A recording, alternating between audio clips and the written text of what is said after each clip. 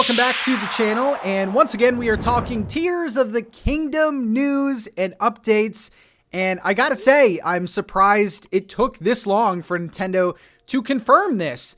So, a little bit of backstory: if you have been following Nintendo of America on basically all of their social platforms, they are releasing these developer interviews that kind of go deeper into Tears of the Kingdom.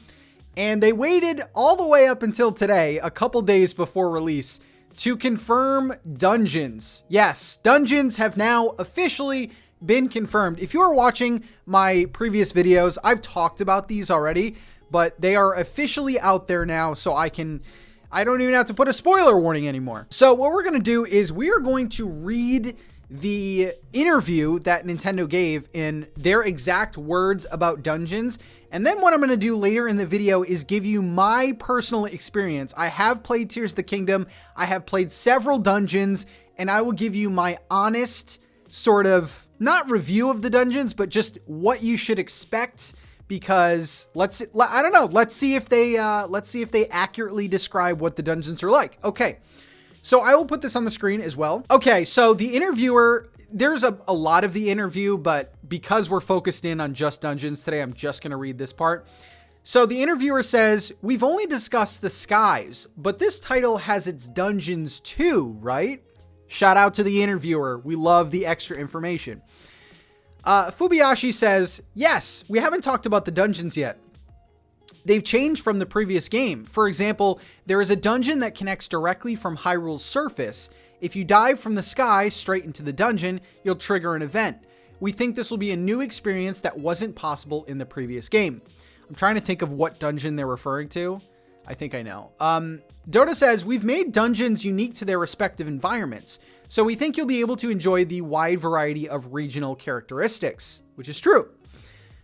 Takazawa says, "Making a wide variety was pretty challenging. The 4 divine beasts were the dungeons in the last game, and they shared similar designs. This time, the dungeons are huge and each carry their own regional look and feel, just like traditional Legend of Zelda games. We think they will provide a satisfying challenge for players.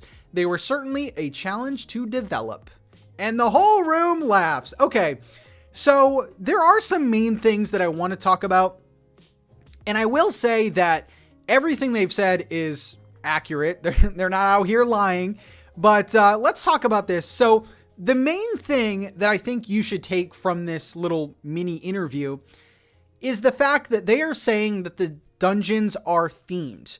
So a big critique in Breath of the Wild were the divine beasts, if you can call those dungeons, were very much the same. If you put me in any of the divine beasts and told me which one it was, I mean, unless I looked at the map, I really wouldn't know which one I was in. They were all pretty much like Sheikah themed, dungeon theme, like a dungeon theme, if that's even a thing. But I will say in Tears of the Kingdom, there are very unique themes. Now, for the sake of just looking out for you guys, I will say that everything they said in the interview was accurate. But from this point on, I will give a general spoiler warning. I'm not going to give out story spoilers of the dungeons, but I want to go in a little bit more depth. And who knows, I might say something that spoils something. So just a general spoiler warning. Now, what I will say about the dungeons, if you're expecting the traditional Legend of Zelda dungeons, you are only like, you're going to get half of that. I still do think that these dungeons are more similar to the divine beasts than traditional Legend of Zelda dungeons. And basically what I mean by that is, yes, they are themed, and they are themed beautifully, by the way. So, for example, well, let's just say it. There's a water dungeon. There's an air dungeon. There's a fire dungeon. Like, the typical areas of the map that you would expect, they are themed beautifully, and the puzzles surround those themes like to a T. But inside the dungeons, this is kind of where it differs from the traditional one, because in the traditional Legend of Zelda games, you're usually given like a new tool or something, like a hook shot or something, and you use that hook shot pretty much throughout the dungeon. In this game, you are still chasing after the terminals will say. But instead of the terminals, there are things that are themed to that dungeon. So for example, the Wind Dungeon, or Wind Temple as they call it, you will be chasing things. You'll be chasing, basically, instead of terminals, they're fans that you need to activate. So they're very much on theme is what I'm trying to say. In terms of the scope and the size, I've been hearing a lot of people sort of speculate or, maybe give some false, reports on the size of these dungeons. I will say that they do differ in size. There's one that's probably much smaller.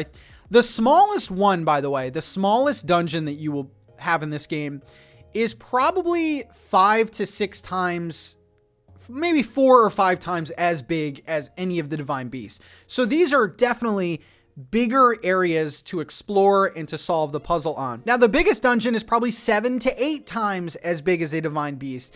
And I really do think that they've struck a good balance of what a traditional dungeon means and a newer sort of open world Breath of the Wild type dungeon should be. Now, if you're interested in sort of the structure of this game, essentially you go to a new area of the map, you do a couple quests surrounding that area, and then you will do a dungeon lead up quest. So basically, these I think are the best parts, honestly. The dungeons are fine, but the lead up to the dungeon is really cool because there's a lot of platforming involved. There's a lot of traversing the map and getting to the dungeon.